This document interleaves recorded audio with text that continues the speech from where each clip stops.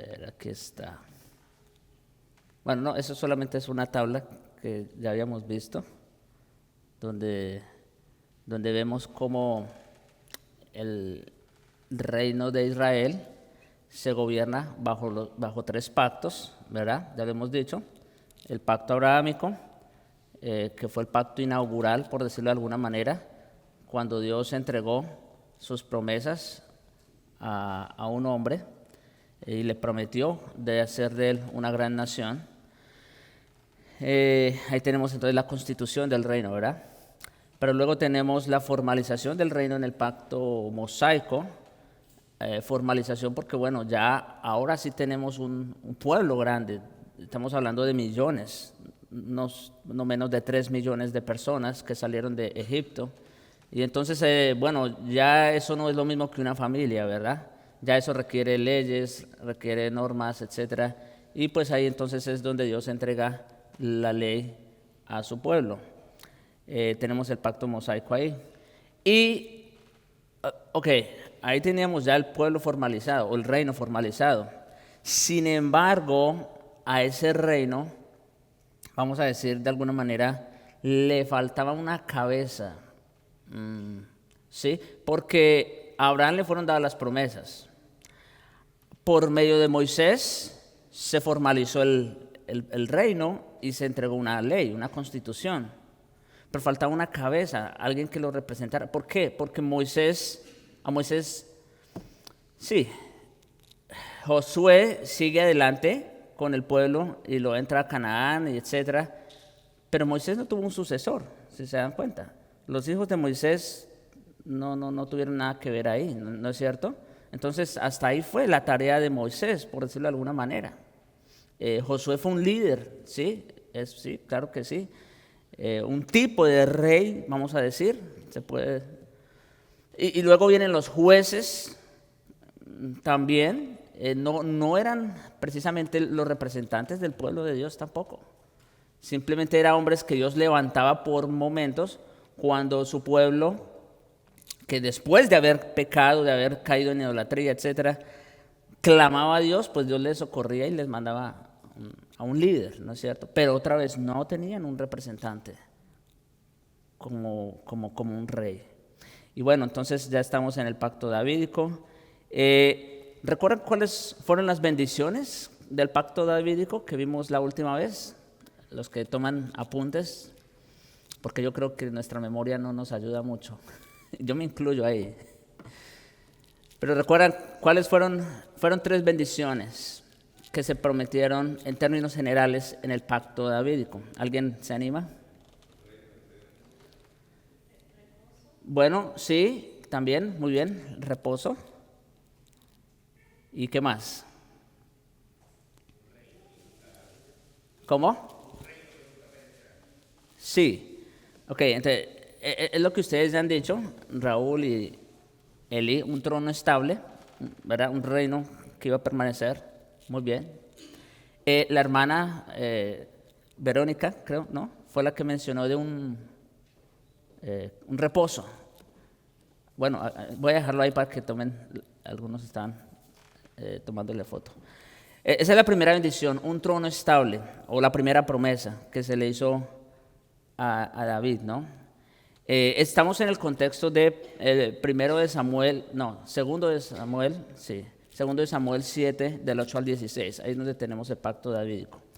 La segunda fue reposo y prosperidad en Canaán, que fue lo que mencionó la hermana Verónica hace un momento. Reposo y prosperidad en Canaán. Eso también fue algo que se le prometió a David. Israel, hasta entonces, su lugar sagrado, por decirlo así, era una tienda, un mobiliario, ¿no es cierto? Que como hoy puede estar aquí, mañana puede estar en otro lado y así sucesivamente. Pero Dios le prometió y no solo en cuanto al templo, sino en cuanto a Israel como tal, los iba a establecer allí y a darle reposo. Y la tercera es la presencia y protección de Dios, que como decíamos en aquella oportunidad, vamos a decir, es el clímax del antiguo pacto, y del Antiguo Testamento. Aquí llegamos a la cúspide de la revelación en cuanto al Antiguo Testamento se refiere. Llegamos a la cúspide del propósito que Dios se había propuesto con Israel. Perdón, si ustedes recuerdan, ¿dónde fue la primera vez que nosotros encontramos un lugar sagrado en las Escrituras? Yo creo que algunos recuerdan, espero que sí. ¿Dónde fue el primer lugar sagrado que encontramos en las Escrituras? Antes de eso. Es correcto. Recuerdan que nosotros dijimos, cuando hablamos en el pacto de obras, que el Edén fue el primer lugar sagrado, el primer templo, por decirlo de alguna manera, el Edén. ¿Por qué? Y el texto nos lo dice claro en Génesis, que allí Adán y Dios tenían una relación plena, ¿no es cierto? Hablaban sin ninguna intervención. Entonces, vemos que ese era el plan de Dios, vamos a decirlo, desde el principio, ¿no? ¿Qué pasa? Adán fracasa, ¿no? Y bueno, entonces Dios sigue adelante su plan. Luego, el arca viene a ser como otro tipo, ¿no es cierto? Donde Noé y su familia encuentran salvación, ¿no es cierto? El arca, ya sabemos, como un tipo también, sí, lo era. Luego, ya entonces, ahora sí, en el antiguo pacto, y específicamente en el pacto mosaico, encontramos pues el lugar donde Dios se le presenta a Moisés, por un lado, ¿no es cierto? Pero específicamente el tabernáculo, ¿no es cierto? El tabernáculo de reunión. Y bueno, como digo, eso era lo más sagrado que Israel tenía hasta entonces.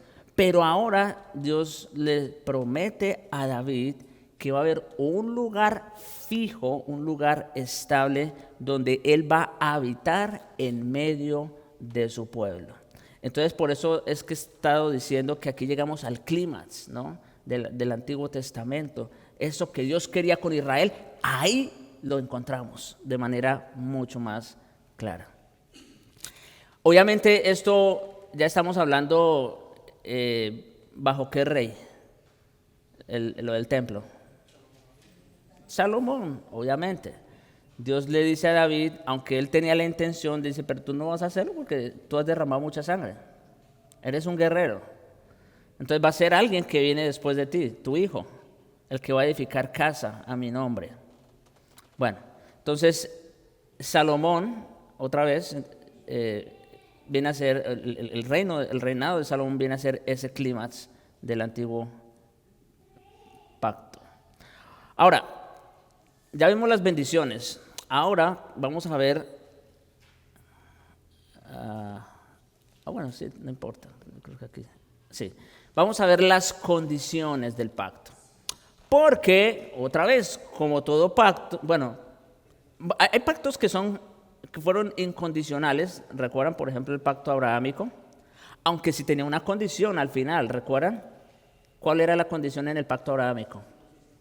La circuncisión. La circuncisión, aunque Dios le hizo promesas a Abraham que no dependían de él como tal, Dios sí le establece una ley y le dice, mire, todos tus hijos y tu descendencia después de ti tendrán que ser circuncidados al 8º día. O sea, eso era una ley, ¿sí o no? Claro. Y si no se circuncidan, serán cortados del pueblo. O sea, que era en serio lo que Dios estaba diciendo. Bueno, pero como nos damos cuenta, básicamente todos los pactos tienen unas condiciones, ¿no? Que por cierto, ¿quién es el que inicia y el que pone y el que bendice y el que pone las condiciones en los pactos? Es Dios, exactamente. Dios es el que pone las promesas, pero también el que pone las condiciones.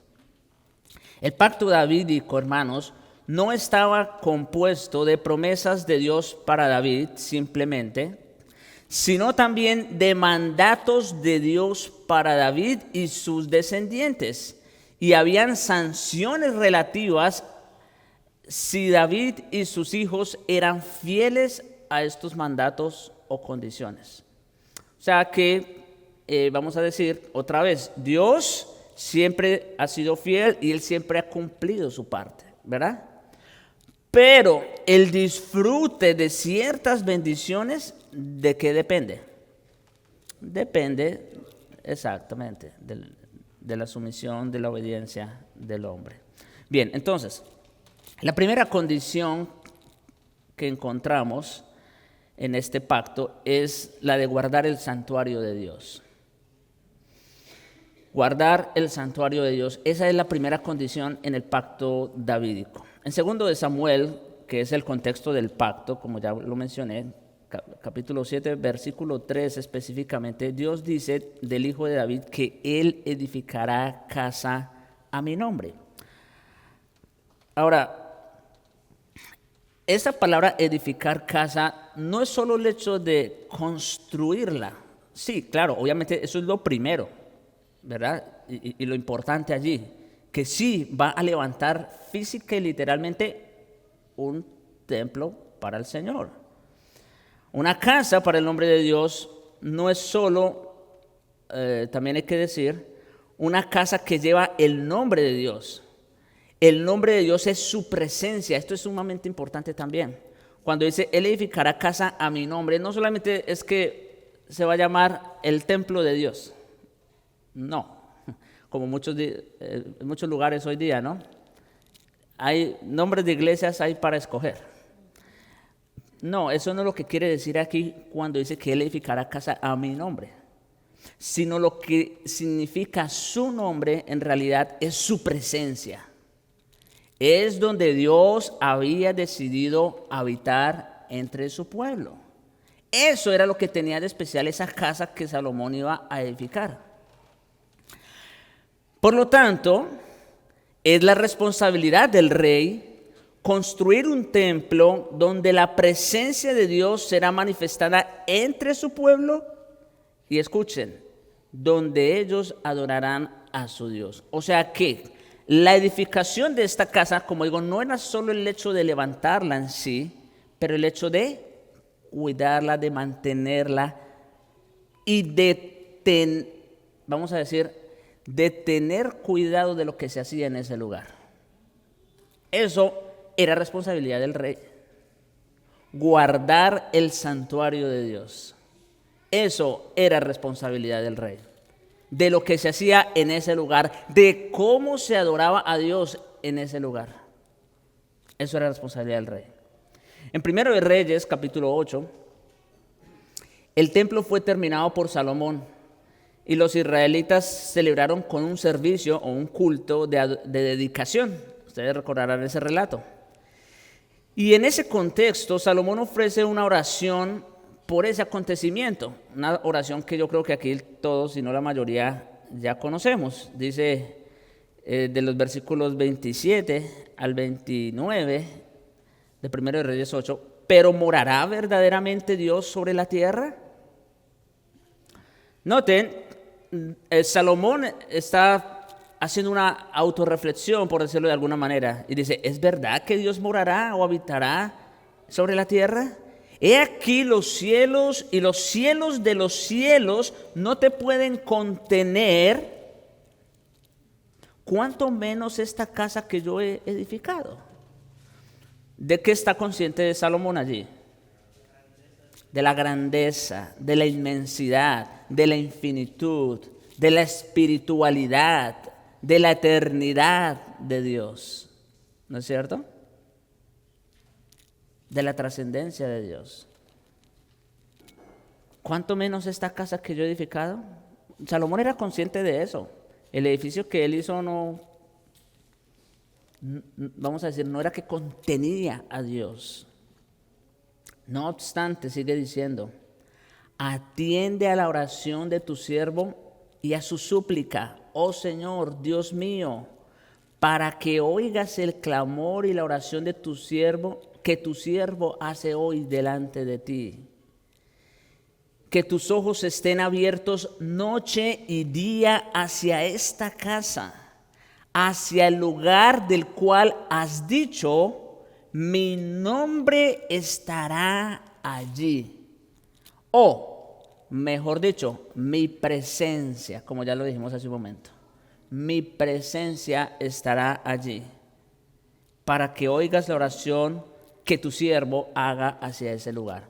O sea que si bien Salomón era consciente que el edificio no podía contener a Dios, sí sabía y era consciente de que Dios había soberanamente decidido venir y cohabitar en medio de su pueblo en ese lugar en particular. Y lo que Salomón está pidiendo es precisamente que Dios no pierda su vista de ese lugar, que mantenga sus ojos abiertos noche y día.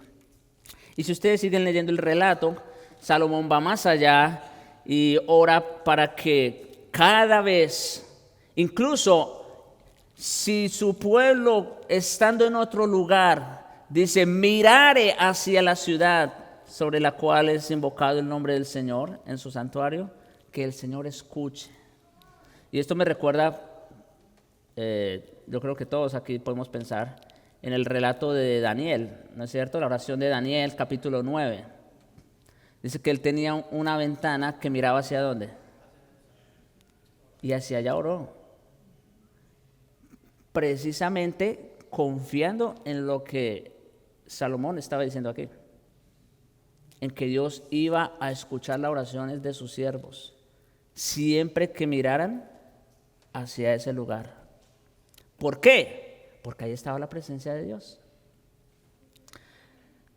Salomón sabía que el templo no contenía a Dios, pero que sí mediaba, esa palabra es importante, mediaba su presencia para el pueblo porque su nombre o su presencia estaba allí. ¿Sí? O sea, en otras palabras, ¿cuál era el único medio? Estamos en el clímax, en la cúspide del Antiguo Testamento. ¿Cuál fue el medio que Dios mismo estableció para que cualquiera que clamara a Él escuchara su oración? Este lugar, el santuario de Dios. Mediaba su presencia para el pueblo porque su nombre estaba allí. El templo y la presencia de Dios eran puntos claves del reinado y del pacto davídico. Por eso, yo creo que ustedes ya van pensando, ¿verdad? Quizás vamos a ahondar un poco más, pero por ahora lo menciono solamente. No, ¿verdad? Obviamente, si esa era, vamos a decir, la mediación bajo el antiguo pacto, la casa de Dios, ahora, ¿cuál es la mediación en el nuevo pacto? O mejor dicho, ¿quién es el mediador? Y ahora ya no tenemos que mirar específicamente hacia un lugar. Ahora tenemos que mirar a quién. Al mediador. ¿Sí? Ahora, Dios ya no habita en un templo, en una casa hecha por mano de hombres. Ahora habita ¿en dónde? Ya. ¿Ven todas las verdades que hay detrás de esto? Pero bueno, siguiendo aquí. No obstante, hermanos, el rey tiene que mantener la adoración a Dios pura. Estamos hablando de las condiciones del pacto, ¿no? Bueno, ¿cuál era las condiciones que Dios le estaba poniendo a David y sus descendientes? Esto. El rey tiene que mantener la adoración a Dios pura. La pureza de la adoración en el templo es su incumbencia y responsabilidad. Sí, la historia de los reyes desde Salomón en adelante hace que esto sea consistentemente el punto de inflexión para determinar si un rey hizo o no lo correcto ante los ojos de Dios. Si ustedes leen el relato de los reyes y las crónicas, ¿qué era lo que, según el relato, ¿verdad?, Dios miraba de un rey para saber si era bueno o malo? Esto que estamos diciendo. Cuando un rey se iba en pos de los ídolos, cuando un rey permitía que se hicieran otras cosas, dice que hizo lo malo delante de los ojos de Dios. Ahora, cuando un rey leía la ley, se sometía a ella, y no solo eso. Cuando un rey cuidaba de la casa de Dios, de que se hiciera lo que se debía de hacer en ese lugar, ¿qué se dice de ese rey? Que hizo lo bueno delante del Señor. Esto era su responsabilidad. ¿Recuerdan, por ejemplo, las reformas de Josías? ¿No es cierto? Quitó todos los lugares altos, los ídolos, etcétera. Rescató el libro de la ley otra vez. Empezó a establecer el culto al Señor. ¿Y qué se dice? Que ese fue un hombre, un rey, que hizo lo recto delante del Señor. Es este punto, hermanos, esta condición en particular. La pregunta siempre se centra en si ellos purificaron o no la tierra de la idolatría y guiaron al pueblo en santa adoración. Ahora, noten, no estamos diciendo que ellos eran los que tenían que oficiar en el templo, por si acaso. No malinterpreten. Ellos no tenían la función de sacerdote, pero sí tenían la responsabilidad de que se hiciera lo que se tenía que hacer. ¿Ven el punto? Edificar el templo de Dios no era la única incumbencia del rey. Guardarlo era su responsabilidad clave.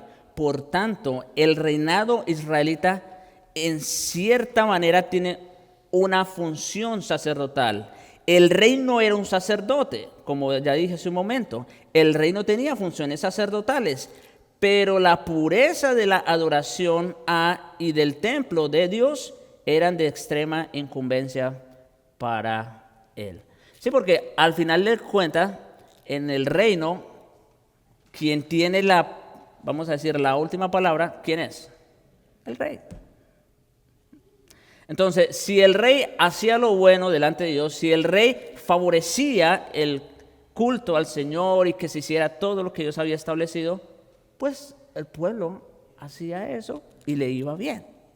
Ahora, si el rey se dejaba llevar por sus esposas, como veremos que después le pasó al mismo Salomón, ¿no es cierto? Y permite la idolatría y todo lo demás, el pueblo pues va a caer en lo mismo y no va a ir bien. Ya lo hemos dicho otras veces, como va el rey, va el pueblo. ¿Sí? Ok, entonces aquí tenemos la primera condición, guardar el santuario de Dios. No sé si alguien tiene alguna pregunta, un comentario antes de continuar.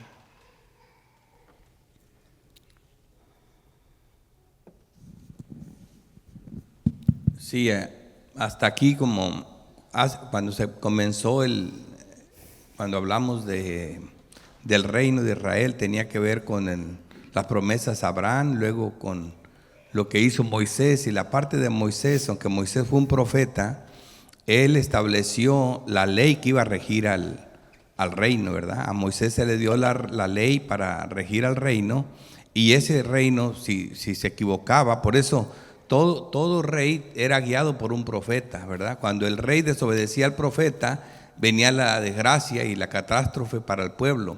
Entonces es bien importante que era la promesa de los padres, pero en ese caso fueron hechas a Abraham, después Moisés, porque Moisés no pasa como un tipo de rey. Moisés es un tipo de Cristo, ¿verdad? Y encierra las dos cosas en ese sentido, porque Cristo al final de cuentas es rey y profeta y sacerdote, pero Moisés es un tipo de Cristo, específicamente en la parte profética, porque él dice: profeta como yo le levantaré al Señor, a él oíd.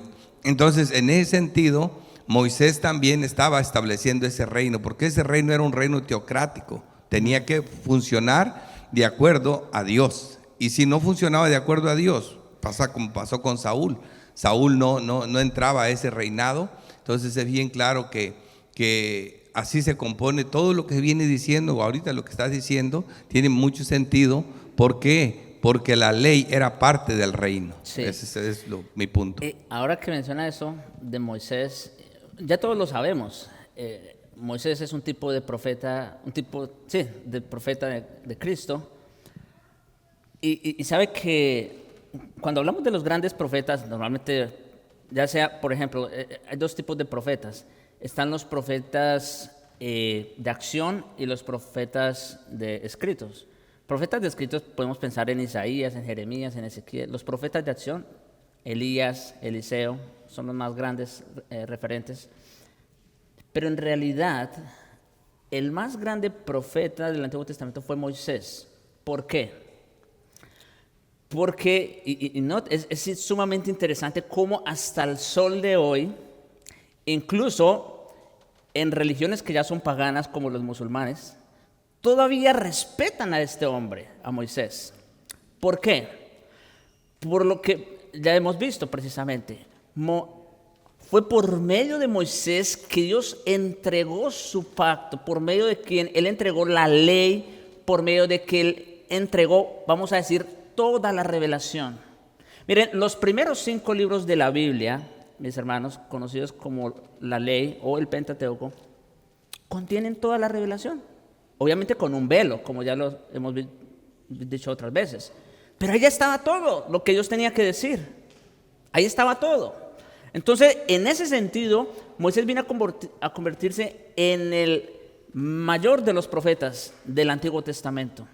Y por eso, incluso en tiempos de Jesús también, el Señor Jesús también apela a Moisés como uno de sus testigos, ¿no es cierto? ¿Por qué? Porque los judíos a él sí lo respetaban, a él sí. Él siempre ha sido ese referente por excelencia en cuanto a profetas se refiere. Sí, los otros también fueron grandes profetas y hicieron muchas cosas también, por supuesto que también, pero Moisés definitivamente, en cuanto a eso, él viene a ser como ese máximo tipo. Pero Juan el Bautista, en este caso, cuando Cristo lo proclama el mayor entre ellos, ¿qué viene? O sea, ¿cómo extraí? Sí, bueno, cuando es porque Juan el Bautista, bueno, aunque todavía vamos a decir, está como parte del antiguo pacto, porque el Señor Jesucristo apenas estaba llegando, ¿verdad?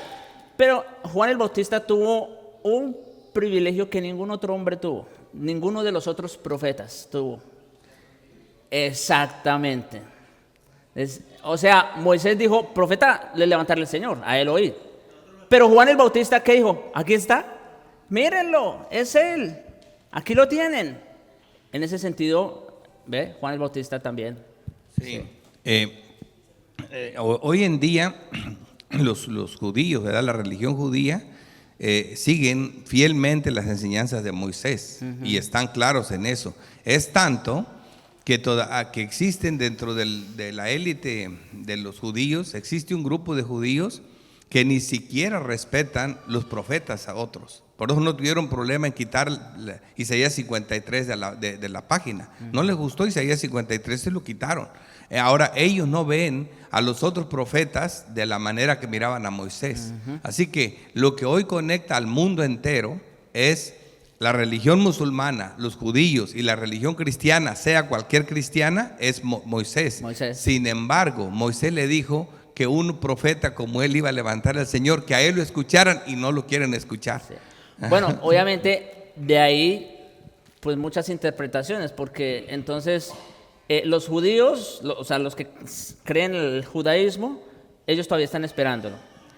La religión cristiana, bueno, muchos, y aunque sean cristianos, el que sea católico y lo que sea, creen que ya vino, nomás que obviamente no creen como la escritura lo revela.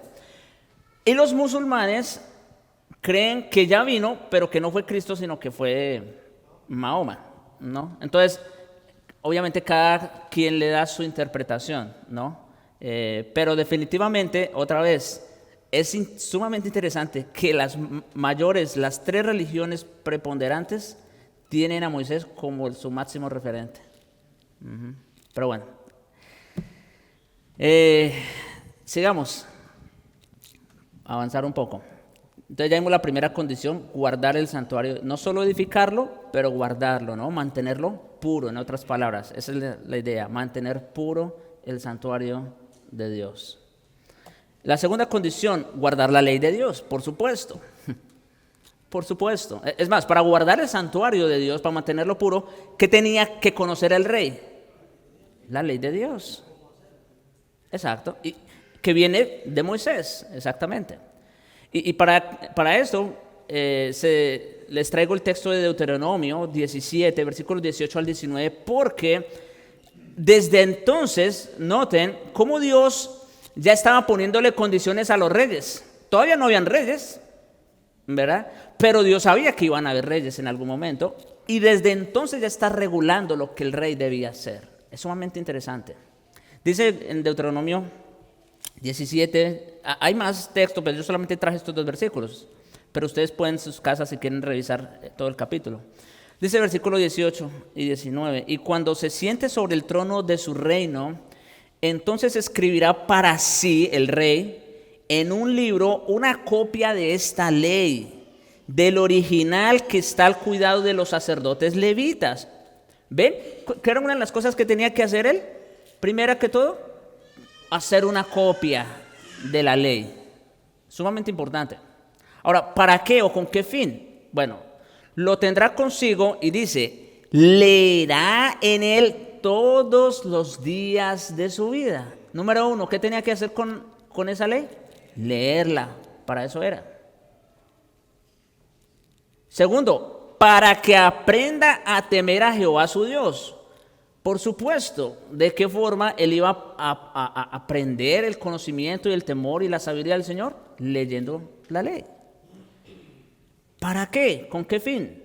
Para guardar todas las palabras de esta ley y estos estatutos para ponerlos por obra.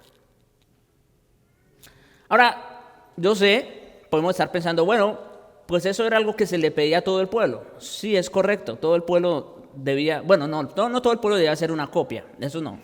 Pero sí todo el pueblo, y ahora, de hecho, también en ese sentido nosotros estamos mejor que antes, porque antes ellos no tenían una copia del libro de la ley, como nosotros ahora, ¿no? Bueno, pero ellos, fíjense hermanos, por eso estamos hablando de la responsabilidad del rey. El pueblo de Israel, el pueblo común, o sea, pensemos en cualquier israelita, ellos no tenían una copia del libro de la ley. ¿Quiénes eran los que tenían las copias de los libros de la ley? Los levitas, ¿no es cierto? Sí, ellos sí. ¿Y quién más, según este texto? El rey. Por lo tanto, era responsabilidad del rey estar al pendiente de que todo el pueblo conociera la ley de Dios, porque ellos sí la tenían.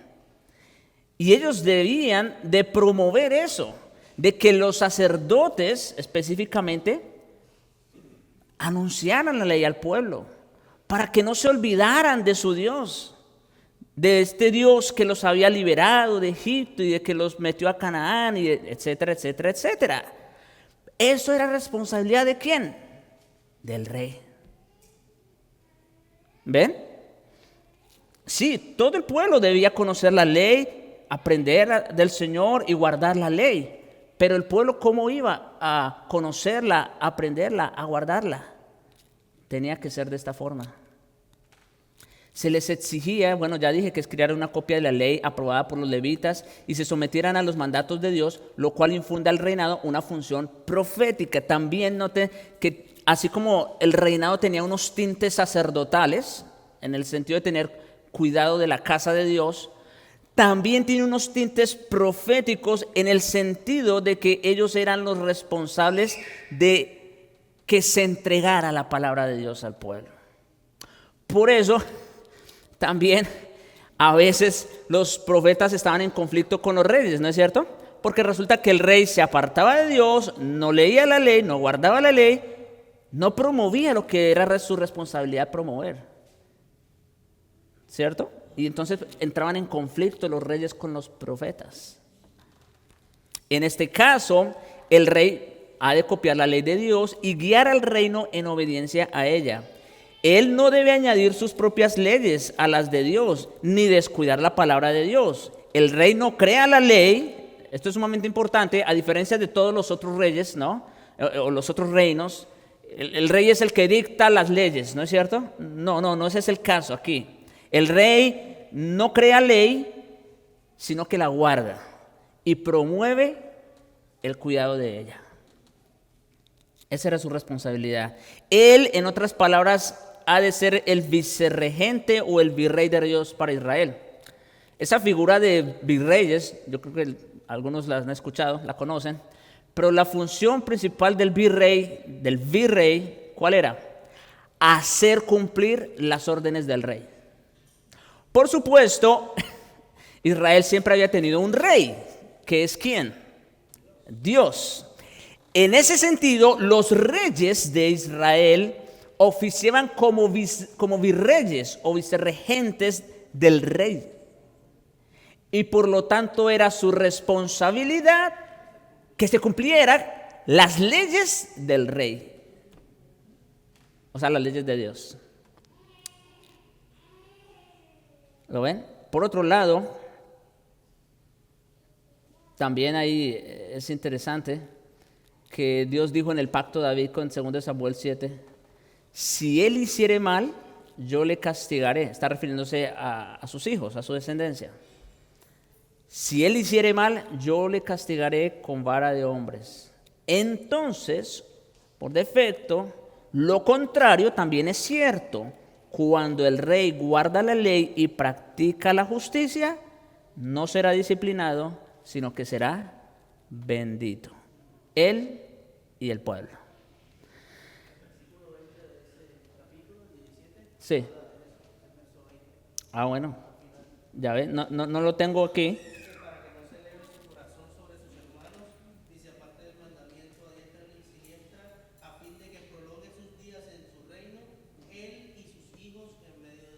Correcto, así es. Pues bien, esa es la segunda condición del pacto, o sea, específicamente de los reyes, ¿no? Recuerden, a todas estas también, el pacto davídico está dirigido ¿a quién? A David y su descendencia, ¿cierto? Tiene que ver con el reino, está dirigido a ellos específicamente. En un momento, quizás, bueno, si el tiempo nos permite, vamos a hacer una aclaración, pero por ahora, con que tengamos claro eso. Y por lo tanto, ya vimos, primera condición, guardar el santuario de Dios. Segunda condición, guardar. Bueno, aquí yo podría agregarle, si ustedes quieren también, guardar y promover el cumplimiento de la ley. Porque como digo, no solo era su responsabilidad guardarla, pero hacer también que el pueblo la guardara. Exacto. Hasta aquí, si tienen alguna pregunta, otra vez, comentarios.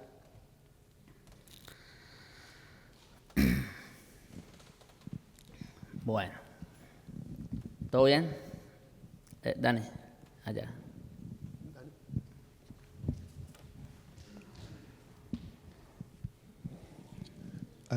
Solo regresando un poco a lo que estaban comentando acerca de Moisés y de Juan el Bautista. Podríamos distinguirlos como el comentario que tú hiciste, como el mayor de los profetas, Moisés, y luego Kevin dijo acerca de Juan el Bautista, en el sentido que Moisés fue el más grande de los profetas en revelación, y Juan el Bautista fue el testigo presencial y fue como la unión o el puente entre la culminación del antiguo pacto y el inicio del nuevo. Porque aparte de que fue el testigo presencial de Cristo, él bautizó a Cristo y eso dio paso a que el hecho de que hubo la culminación del Antiguo Testamento, lo que quiere decir es que fue porque Cristo cumplió la ley, no la vino a abrogar, Exacto. sino la vino a cumplir, y parte de la ley era el bautismo de Cristo y todas las cosas que hizo cumpliendo la ley. Pero ese es el punto, que Juan el Bautista en ese sentido fue no en revelación, sino fue presencial, en el sentido de que fue ese puente entre el antiguo y el nuevo con Cristo. Así es. Y nada, bueno, lo que ahorita trajimos lo que trajiste de las condiciones del pacto fue, eso también se vio, creo que de manera extensiva en el pacto mosaico, cuando vimos la ley, que eran las cosas que guardaba el sacerdocio, el pueblo y todo eso. También hubo un punto que nos llevamos casi una clase viendo que la ley guardaba a los reyes o al rey, y solamente para que, si alguien lo quiere volver a ver, para completar este punto. Ah, ok, sí, muy bien. Gracias. Ok. Aquí tienen otra. Bueno, y también yo creo que poco a poco van a ir viendo que al final el rey, este pacto que estamos viendo, el pacto davídico, que se encabeza por el pacto del reino, es bien interesante porque de hecho el evangelio que nosotros predicamos es el evangelio del reino de Dios. Y estamos viendo cómo ese reino que primero Adán estaba para gobernar y reinar. En ese tiempo vemos que él era Adán, él mismo era profeta, él mismo era sacerdote y él mismo era rey. Vemos que de alguna manera Moisés hizo las tres funciones porque Moisés fue un profeta que gobernó también. Él era el líder, el que gobernaba al pueblo, y al mismo tiempo no tenía ningún problema en si tuviera que hacer un sacrificio. En cambio, cuando llega el reinado, Saúl quiso hacer un sacrificio y fue su destrucción, que no podía hacer lo que hacía un rey. Acá se establece el tipo como un reino, ¿verdad? Pero David también se le considera como profeta. Entonces, porque profetizó tanto David como Salomón. Entonces, es bien interesante porque este es el evangelio del reino de los cielos. Y volviendo un poquito a lo importante de Juan, primero nosotros sabemos que Juan vino en el espíritu de Elías. Aparte de eso, también dice, hubo un hombre enviado por Dios, dice Juan 1, dice, este vino por testimonio, ¿verdad? Para que diera testimonio. Ningún profeta antes había venido por testimonio. ¿Y quiere decir? Que de Juan profetizaron los profetas. Varios profetas hablaron que iba a venir uno, que iba a ser el precursor de Cristo, ¿verdad? Entonces Juan es único porque él vino por testimonio. Es un profeta que los demás profetas anunciaron acerca de él, hablaron acerca de él, porque iba a ser el precursor de Cristo. Entonces, y fue el último de los profetas también. Marca toda esa historia. Sí. Y representa también a los profetas en un sentido. Entonces, también hay que entender esa claridad. Y sí, siempre hay que tener en cuenta el evangelio del reino de los cielos. Es el tema central de las escrituras, de todas las escrituras, de eso se trata. Sí, pues esto de los pactos, hermanos, precisamente lo que vamos viendo es eso, el desarrollo del plan del reino de Dios. No es otra cosa que eso. Dios tiene un plan, ¿no es cierto?, con su pueblo, con su reino. Él siempre ha tenido pueblo, ¿no es cierto? Desde el antiguo, obviamente desde la antigüedad. Siempre ha tenido pueblo con el cual ha tratado, al cual ha dirigido, al cual ha gobernado. Sí, por medio de pactos, como estamos viendo nosotros. Y por medio de hombres puestos por él también. Pero al final de cuentas no es otra cosa que ¿qué? El desarrollo del plan de su reino. ¿Sí? Nosotros ya lo entendemos mejor de este lado, obviamente, ¿no es cierto? Nosotros ya sabemos de qué se trata todo y cómo se cumple todo y lo demás. Pero no nos adelantemos, ¿verdad? Pero esto es simplemente, vamos viendo el desarrollo, el despliegue de ese plan soberano de Dios. Es interesante. Muy bien. Y vamos a ver la última condición, yo creo, ya para... Y la otra condición es esta, representar al pueblo de Dios. Esta era otra condición del pacto davídico y de los reyes, en efecto. Los reyes tenían la condición y la responsabilidad de representar al pueblo de Dios. El pacto davídico, ahora, permítame hacer esta aclaración antes de...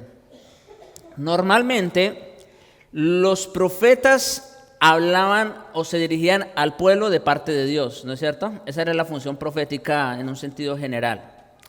La función sacerdotal era interceder por el pueblo ante Dios, ¿no es cierto?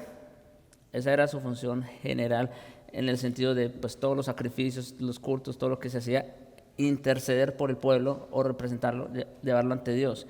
Sin embargo, la función del rey, ¿cuál era? Representar, encabezar al pueblo de Dios. El pacto davídico, hermanos, bueno, antes de decir esto, la cabezaduría federal, ya hemos hablado de este término otras veces, ¿recuerdan? La cabezaduría federal es un aspecto que no puede faltar cuando se hace un pacto en la Biblia. Ya lo hemos dicho. En el pacto de obras, ¿quién fue la cabeza de obras? En el pacto noémico. ¿Y en el pacto abrahámico? ¿Y en el pacto mosaico? Sí, Moisés, Abraham. Y bueno, ahorita vamos a ver algo interesante aquí. Bueno, esto, hermanos, es algo característico de todos los pactos en la Biblia, la cabeza federal. Dios pacta con una sola persona en nombre de muchos. Esa es la idea, ¿sí? Dios hizo un pacto con Adán como representante de ¿quiénes? De toda la humanidad. Lo que hiciera o dejara de hacer Adán, no solo yo lo iba a afectar a él, sino a ¿quiénes? A todos sus representados. Lo que Dios hizo con Abraham o con Moisés, ¿iba a afectar a quiénes? A todos sus representados. Bueno, en el pacto davídico, David es la cabeza federal de sus hijos. Eso creo que ya lo había dicho hace un momento. Y yo creo que estamos claros en cuanto a eso. ¿No es verdad? Solo la descendencia de David tiene derecho legítimo a este pacto porque solo ellos están bajo su cabezaduría federal. O sea, cuando Dios dice uno de su linaje estará, no era que todo Israel iba a ser rey. No, solamente ¿quiénes? Sus descendientes. Eso es verdad. Sin embargo, y voy a seguir y ahorita termino con esto. Sin embargo, la cabezaduría federal de David sobre sus hijos no es el tema en cuestión, o sea, eso está claro, sino que más bien, escuchen esto, el rey davídico, o sea, háblese de David, Salomón, etcétera, de ahí en adelante, el rey davídico es nombrado la cabeza federal regente del pacto mosaico. Bueno, hasta aquí. ¿Cómo así? No sé si ustedes recuerdan cuando estábamos viendo el pacto mosaico, bueno, Dani lo estaba dando. Él habló de dos cabezas, ¿recuerdan? ¿Quién era una cabeza del pacto mosaico? Bueno, Abraham, ¿por qué? A él se le dio las promesas. ¿Y Moisés en qué sentido? Exactamente, él es una cabeza mediadora. Perfecto. Me gusta que lo tienen presente porque eso nos va a ayudar a entender mejor el punto. Entonces, el pacto mosaico tuvo como cabeza federal inicial a Abraham, en eso estamos claros, y a Moisés como cabeza federal mediadora, ¿no es verdad? Dios entregó la ley por medio de Moisés, pero ser descendiente de Moisés o estar relacionado con él no afectaba la posición de la persona en el pacto mosaico, como dijimos. ¿Qué pasó con los hijos de Moisés? ¿No? Ellos siguieron sirviendo como levitas, ¿no? La tribu de Gersón, Coat, Merari. Pero, no tribus, los descendientes, pues, de ellos. Pero nada tenía que ver con el gobierno de Israel.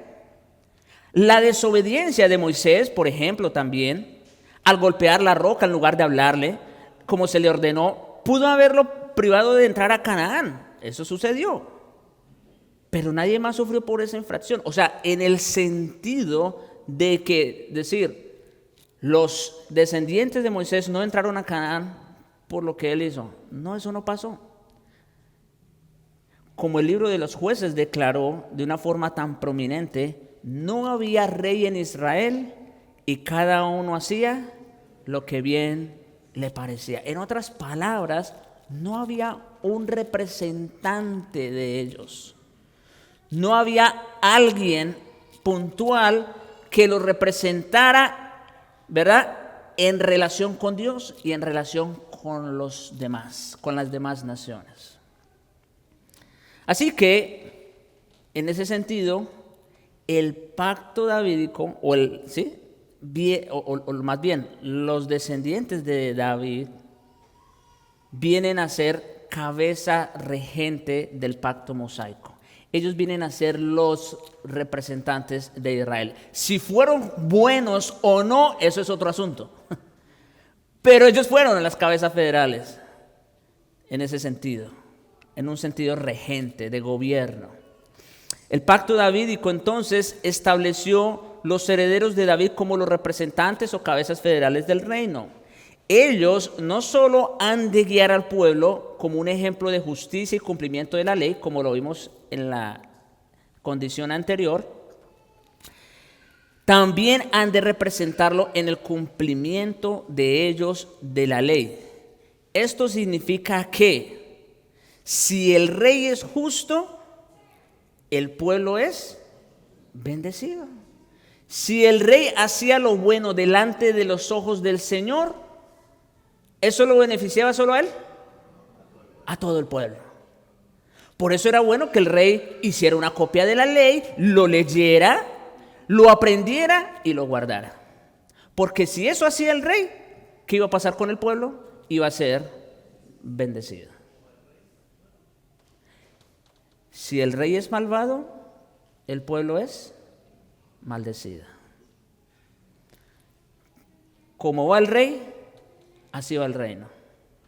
Y ese, hermanos, es el testimonio consistente del registro histórico que tenemos tanto en los reyes como en las crónicas. Ya lo dije hace un momento, ¿no? Cuando el rey hacía lo bueno delante del Señor, guardaba la ley, guardaba el santuario de Dios, o sea, estaba pendiente de que esas cosas funcionaran como tenían que funcionar, el pueblo era bendito. Cuando el rey se descuidaba en estos aspectos, ¿qué pasaba con Israel? Era maldecido. Y bien, no me voy a adelantar más, luego vamos a llegar, ustedes ya saben lo que pasa con Salomón, y no solo con Salomón, lo que pasa, no vamos a ver los reyes, porque eso entonces sería cuestión de otra clase, otra materia, eso es mucho, pero vamos a ver también cómo termina eso del reino, ¿no? Es sumamente interesante. Pero hasta aquí, hermanos, estas son las condiciones del pacto davídico. Si tienen algo más que decir antes de terminar, tienen 2 minutos.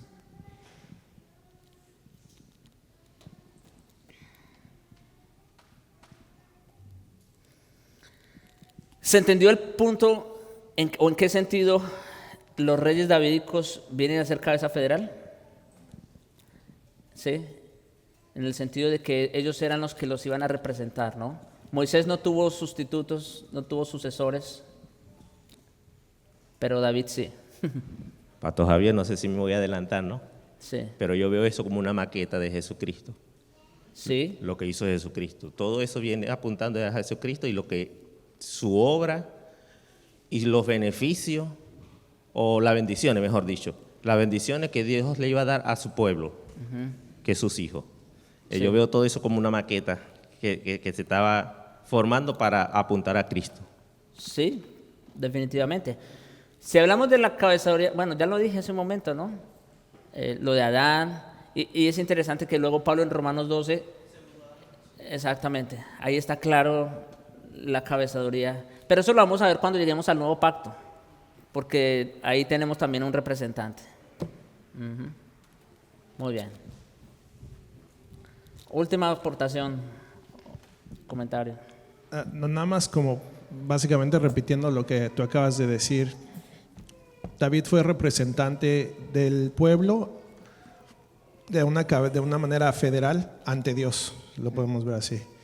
Y de la otra manera es que la promesa que se dio hacia las promesas que se le dieron, que en este caso fue Abraham, de esos descendientes que de esa línea saldrían los reyes, era solo a través de una línea, y obviamente sabemos que es de la davídica, y que era con una promesa apuntando al Mesías. Entonces es Sí. lo quería resumir como la distinción. Ok. Ahora, un comentario más rápido y ya con esto termino. Otra vez, hermanos, noten la importancia de las cabezas federales. Dios así ha decidido tratar, ya puede sentarse, hermano. Dios ha decidido siempre tratar con uno solo. O sea, ninguno va a ir al cielo por mérito propio, ¿no es cierto? Dios trata con Adán, Adán fracasa. Dios trata con Noé, bueno, vamos a decir que Noé no fracasa, más bien ese pacto sirvió para que siguiera adelante el plan, ¿verdad? Exacto. Dios trata con Abraham, con un hombre por allá, de Ur de los Caldeos, por allá, tierras paganas. Trata con él solamente. Después, para constituir el reino, formalizarlo, trata con uno solo, con Moisés. Y aquí nos encontramos otra vez con que uno era el representante del pueblo, el rey. Ese dicho, que yo creo que ya se convierte en dicho, como va el rey, va el reino, no es solo un dicho, esa es la realidad. Y esa sigue siendo la realidad hasta el sol de hoy, como para nosotros como iglesia. Como va el rey, va el reino. Obviamente, ya sabemos, nosotros tenemos un representante muchísimo mejor, superior a todos los demás de los otros pactos. Y en ese sentido, estamos muy por encima de todos estos nuestros hermanos antepasados. Pero bueno, voy a dejarlo ahí, como digo, vamos a profundizar más cuando lleguemos al nuevo pacto. Oremos. Vamos, gracias Señor, te damos por este tiempo, por esta enseñanza que nos has dado. Qué bueno es saber, Señor, todo lo que tú has hecho, Señor, a través de la historia, cómo tú has tratado con tu pueblo, cómo tú te has venido revelando también. Señor, simplemente es asombroso, maravilloso encontrar lo que tú haces, Señor, y te damos gloria por ello, Señor. Gracias porque nosotros ahora estamos en mejor situación que nuestros hermanos que nos precedieron, pero que no se debe nada a nosotros, sino únicamente a nuestro gran representante, a nuestra cabeza, nuestro bendito Señor Jesucristo, a quien damos gloria en su nombre. Amén.